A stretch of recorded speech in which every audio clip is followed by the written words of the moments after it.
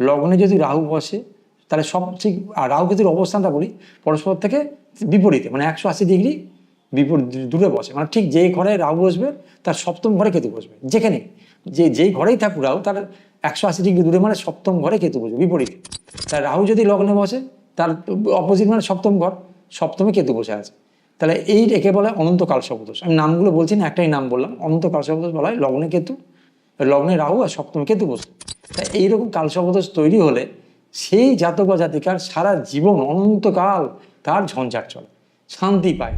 সে মানে ছোটবেলা থেকে পড়াশোনা থেকে স্ট্রাগল করা, তারপরে কর্ম পেতে সমস্যা, বিয়েতে সমস্যা, বিয়ে যদিও বা হলো, বিবাহিত জীবন নিয়ে সমস্যা, মানে সুনাম পেতে সমস্যা, সারা জীবন খুব কষ্ট করতে হয় বেচারিকে। সত্যি কথা বলতে অনন্তকাল সম্ভবত যার রয়েছে, তারপর একটা সময় এই অশান্তি ভোগ করতে করতে, লগ্নে রাহু রয়েছে তো মাথা গরম করে ফেলে, নিজে সহ্য করতে পারে না।